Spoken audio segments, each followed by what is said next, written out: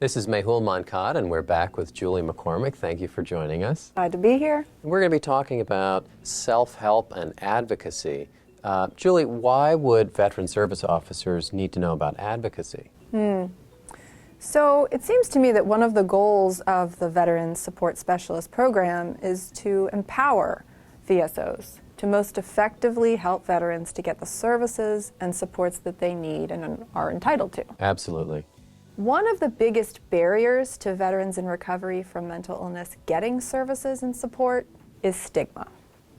Mental illness stigma is the mass of negative attitudes and discrimination that people with mental health problems face as a result of stereotypes and biases about mental illness. I imagine they face them on a daily basis.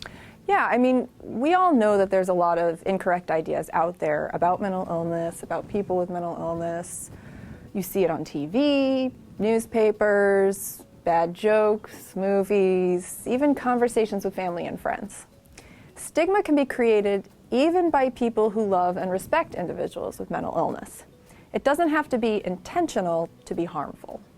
So what are the specific or false ideas that you're talking about? So you're probably familiar with some of the myths that are out there about mental illness. I'm familiar with a few of them. How about I list some for you and then you set us straight? All right. Okay, so first one, myth. People with mental illness are dangerous. Fact. People with mental illness are much more likely to be victims of violence than perpetrators. As in the general population, only a very small percentage of people with mental illness ever commit violent acts. Myth. People who have a mental illness cannot get better. Fact. People can and do recover from and manage mental illness when they have the proper tools and supports. Many people with mental illness are in recovery, leading active lives. Sometimes people with mental illness completely recover. How about this one? Myth. Mental illness is a sign of personal weakness or moral failure. They could get better if they really wanted to. Fact. Mental illness is an illness, just like heart disease or diabetes. It's not a character flaw, a sign of weakness or laziness. It's a brain disease. The quicker that we can get rid of this myth, the quicker we can facilitate people getting the proper support. You know, I wish I had never heard any of these myths before, but they are so common and prevalent in our society. Yeah, and as we're talking about, the effects are really serious. Right. Stigma can also be a major factor leading individuals to feel badly about themselves. I hear veterans talk about this all the time. I also hear veterans talk about stigma keeping them from getting help.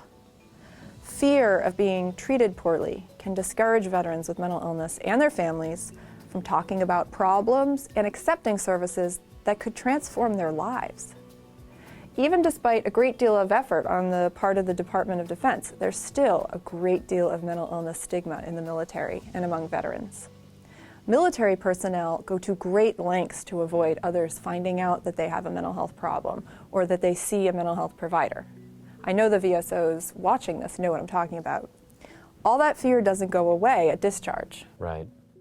A lot of veterans then go on to experience self-stigma. What is that? So this is when people stigmatize themselves by believing negative stereotypes and about people with mental health problems, thinking that, oh, this must be true for me. They internalize it. Yeah, so it can make people feel embarrassed for having the mental illness, even though it's not their fault. They can have low self-esteem, feel angry at themselves, get depressed, feel isolated and scared. It can lead people to not believe that they have a future. Another thing is that stigma is a profound form of disrespect. It punishes people, it hurts them, it makes them small.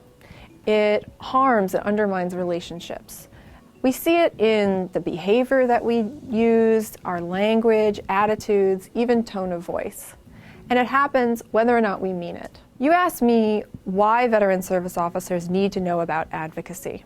It's because veteran service officers are in an excellent position to fight stigma through the ways that they interact with veterans, families, and other professionals. The term discrimination and stigma, are they the same thing or are they different? So discrimination is the part of stigma that is not just about attitudes and ideas, but is when people are treated disrespectfully. I see. Or when they're denied opportunities by others as a result of having a mental illness. So it's like discrimination is when people are acting based on these negative ideas. Okay. So for example, being denied housing because the landlord knows you have a mental illness. When a doctor doesn't take your medical problem seriously because you have a mental illness. If your family members don't include you in activities because you have a mental illness. Got it. How could VSOs fight stigma on a day-to-day basis? Okay, I can give you some do's and don'ts. Okay. Okay, so do focus on any person's abilities and strengths more than their limitations. Do learn about mental illness and helpful treatments so that you can speak the truth and give hope that change is possible. Model recovery-oriented language. Okay. So don't use the terms like crazy, lunatic, maniac. Don't call someone by their diagnosis, like schizophrenic or mental patient. Recognize that the stereotypes really aren't true, and tell people about it. If you hear someone expressing a stigmatizing attitude, talk with them about it in a non-confrontational way. Okay.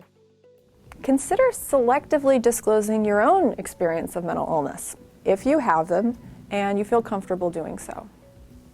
The last thing I'd say is join in some of the community stigma fighting campaigns out there. There are wonderful organizations that exist that are working on the problem of stigma. There's NAMI, the National Alliance on Mental Illness. There's DBSA, the Depression and Bipolar Support Alliance, and Mental Health America, MHA. There are a lot of ways to get involved at the community, the state, and national level, and a lot of the activities are really a lot of fun. So it sounds like peer support can certainly happen informally, but what about professional peer support? What's that?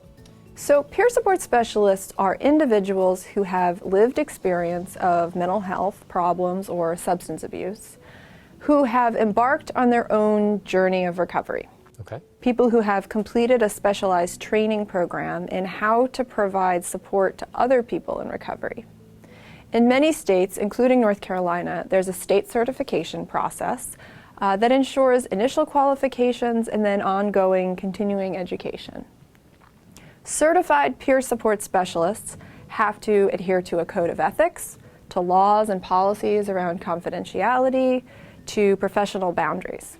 In the VA, certified peer support specialists have to be veterans themselves. Okay.